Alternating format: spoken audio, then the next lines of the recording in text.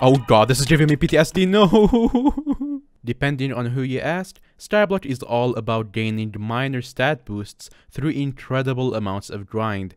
And if you think this is true, then you clearly haven't played the pit. I mean, of course I haven't. I'm a Starblock YouTuber, and I literally named the HellCastle server on my server's list as Starblock LOL. The premise is simple. There's a pit, you have a stabby stab and a shooty shoot, and there's also bee hoppers.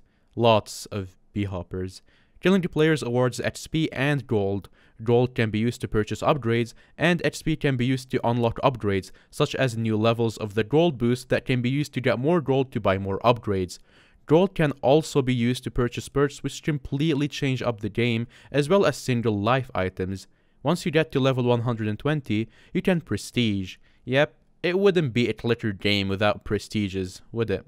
God, I can't wait for all the 19 people who actually enjoy the pit to get annoyed at me comparing it to the Tootie Clicker. There's something oddly satisfying about clicking people, getting kills and assists, and hearing the satisfying noise that comes with it. But the novelty quickly wears off as you realize you've been spam clicking the same 53 people for 4 hours and 10 minutes and barely made any progress.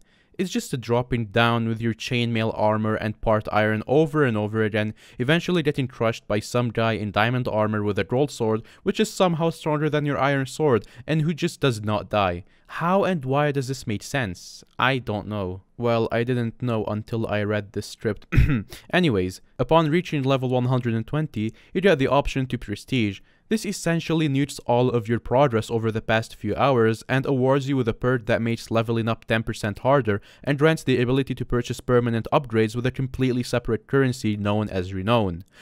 All of these options on the first Renown are, of course, terrible, so you should always go with the Mysticism perk so you can begin to get interesting drops and at least have a chance at being better than everyone. You can also earn renown through events which happen at largely random times, and you probably won't do that well without the best gear anyway. But wait, back to the whole Mysticism perk and the gold swords and whatnot. Essentially, Mysticism allows you to get the occasional rare drops in the form of leather pants, gold swords, and bows that you can then spend even more of your hard-earned gold to enchant. Out of the box, a set of leather pants is equivalent to iron armor, and a gold sword is somewhere between iron and diamond at 6.5 attack damage because reasons. When you enchant it, you can get one of many custom enchantments that are very cool, most of which are useless and will provide you great benefit. You don't lose them on death, but they have lives on them and they will break after a certain amount of uses. You can also double enchant pieces and even triple enchant if you are willing to sacrifice a piece for it. But wait, you have to be a higher mysticism and prestige level for that? And in all honesty, I cannot be bothered because it already takes over 3 hours to prestige. All in all, the pit has its quirks. Quirks? What is that supposed to mean? And I can see why some people might find it fun, but its player count drops daily, and as HellCastle's first actual persistent game to release, it's not exactly holding up. I mean, at the end of the day, there's only so much clicking one person can do before they start realizing what they're doing and... Oh no, this is starting to sound awfully like Skyblock, oh god, oh fuck. And yeah, this was the pit in a nutshell.